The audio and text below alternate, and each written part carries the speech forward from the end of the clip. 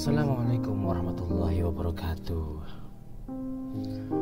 Friendku dimanapun kalian berada, selamat datang kembali di kisah horor bersama saya Ceki. Kita akan melanjutkan cerita dari Indra K057. Selamat mendengarkan.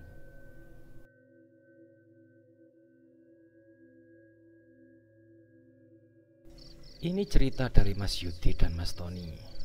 Kejadiannya hanya selang beberapa hari setelah mereka diganggu perempuan berbaju putih di Kali Tempuran. Malam itu mereka ikut nimbrung dengan bapak-bapak yang mendapat jatah ronda di pos kamling. Sebagai pemuda-pemuda pengangguran yang tak punya kesibukan, kegiatan mereka memang tak jauh dari nongkrong-nongkrong atau keluyuran enggak jelas. Bapak-bapak ronda di pos kamling pun sudah hafal dengan kehadiran mereka berdua. Dan mereka justru senang karena ada yang bisa disuruh-suruh jika mereka perlu sesuatu. Seperti malam itu, berawal saat Mas Yudi dan Mas Tony dengan antusias menceritakan kesialan mereka saat memancing di Kali Tempuran. Dan ternyata bukan simpati yang mereka terima dari bapak-bapak yang sedang ronda itu, tapi mereka justru menjadi bahan tertawaan.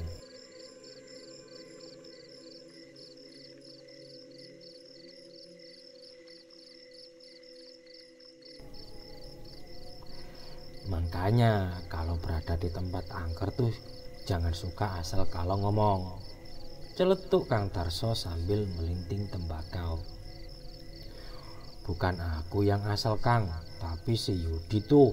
Sudah aku bilangin, tapi masih ngeyel juga, sahut Mas Tony dengan nada kesal. Memang lagi sial saja kita waktu itu. Biasanya juga aku mancing di situ nggak pernah ada yang gangguin. Mas Yudi membela diri sambil meraih selepen tempat tembakau milik Kang Darso. Bagi tembakaunya ya Kang. Itu karena kamu sompral. Gak ingat saat itu kamu ngomong apa. Mas Tony masih tetap menyalahkan Mas Yudi. Sudah, kok malah pada ribut loh. Mbah Mo yang paling tua di antara mereka. Daripada ribut, lebih baik kalian nyari apa gitu buat teman ngopi nanti malam. Wah, si Mbah nih sudah tua tapi masih gaul, ledek Mas Yudi sambil tergelak. Mau ngopi saja kok pakai nyari teman segala. Tak panggilin Yusinah mau Mbah? Janda tetanggaku itu pasti mau kalau cuma nemenin ngopi. Hus, lampimu, hardi Mbah Mo yang merasa diledek oleh Mas Yudi. Maksudku nyari cemilan gitu buat dimakan sambil ngopi. Oh, bilang dong dari tadi Mbah. Kalau soal nyari cemilan gampang Mbah, yang penting ada ininya. Mas Tony menggesek-gesekkan ujung jari telunjuk dan jempolnya. Alah kalian ini loh, sudah pengangguran kok masih saja mata duitan, sela Kang Mardi. Kalian ke sawahku saja, ambil talas, banyak tuh aku tanam di pematang sawah. Nanti bisa kita bakar buat teman ngopi. Usul yang bagus. Berbekal lampu senter milik Mbah Mo, mereka pun berangkat menuju ke sawah milik Kang Mardi yang jaraknya tak begitu jauh dari batas desa.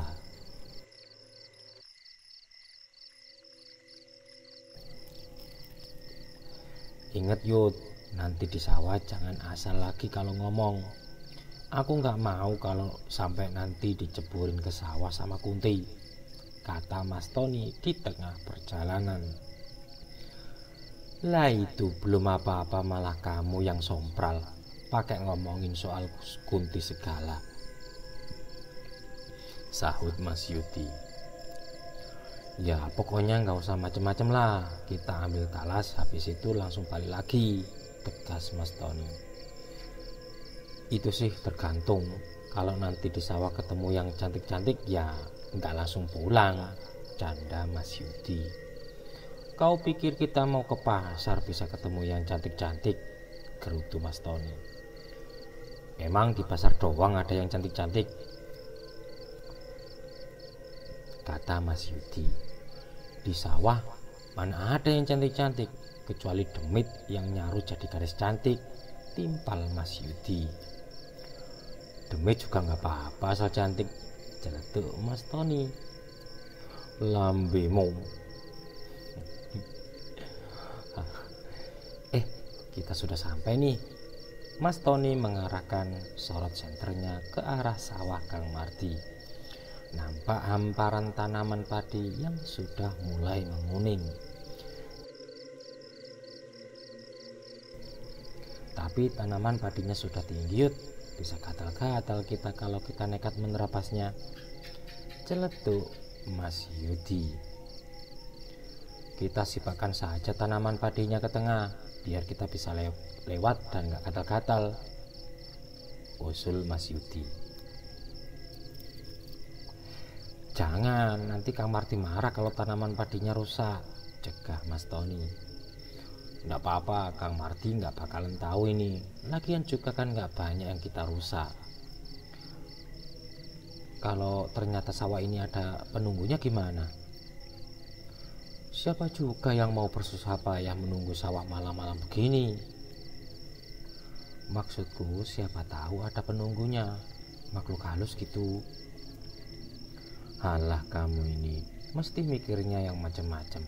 Sudah, ayo kita ambil talasnya. Kamu senterin biar aku yang mengeksekusi. Mas Yudi pun segera beraksi. Disibakannya tanaman padi yang menghalangi langkah mereka hingga sedikit rebah.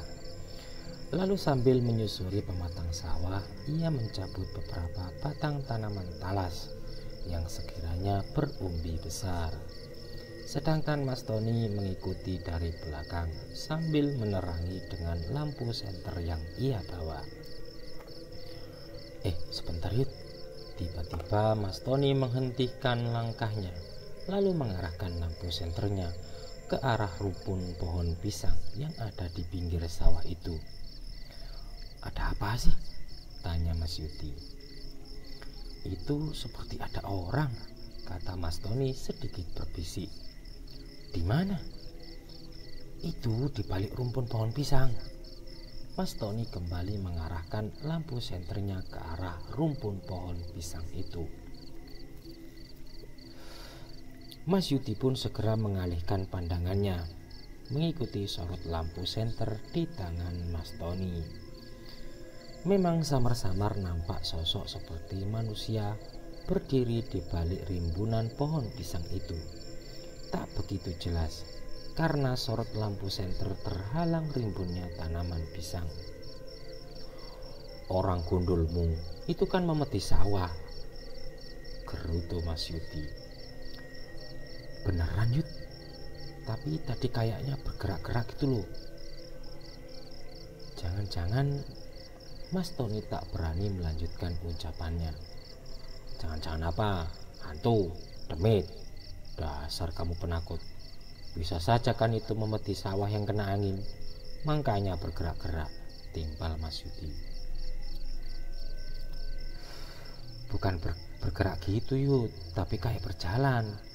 Tadi kayaknya agak jauh di belakang pohon pisang, sekarang kok jadi tepat di bawah pohon pisang. Mas Tony masih mengarahkan lampu senternya ke arah sosok itu. Jangan-jangan maling Yud. Ngawur kamu, mana ada. Hei, sinten nggih?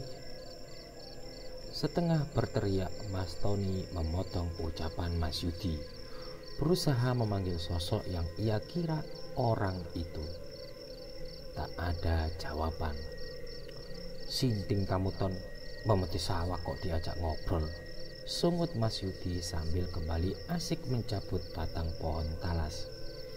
Mas Tony yang masih penasaran lalu mengambil sebong katana kering lalu melemparkannya tepat ke arah sosok itu dan Yud, itu beneran bukan memeti sawah.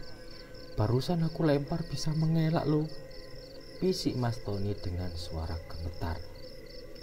Yang benar Ton? Tanya Mas Yudi mulai ikut penasaran.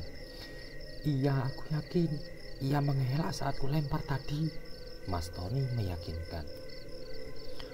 Ayo kita dekati, kalau beneran maling kita gebukin saja sekalian, geram Mas Yudi sambil bergegas melangkah mendekati sosok itu, diikuti oleh Mas Tony. Sempul kamu Ton, seru Mas Yudi begitu sampai di bawah pohon pisang. Ternyata benar, sosok yang dikira Mas Tony manusia itu ternyata memang hanyalah sebuah memeti sawah. Lihat nih, buka matamu lebar-lebar, ini hanya memeti sawah. Kesal Mas Yudi mencoba mencabut benda yang tertancap di pematang sawah itu. Namun baru saja tangannya hendak menyentuh benda itu, memeti sawah itu tiba-tiba tercabut dengan sendirinya, lalu melayang sampai setinggi hampir 2 meter. Bagian kepalanya yang terbuat dari jerami kering yang diikat dengan tali dari serat ketepok pisang memancarkan 2 sinar kecil berwarna merah, persis seperti sepasang mata. Mas Yudi tertegun, Mas Tony terkesiap.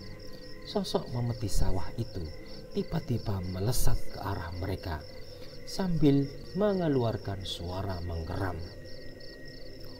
Sopo sing balang aku mau?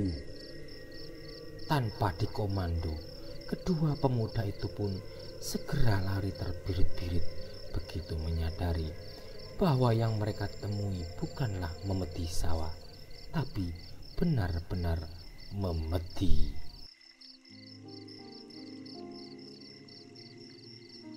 Apes tenan Mas Yudi sama Mas Tony. Kemarin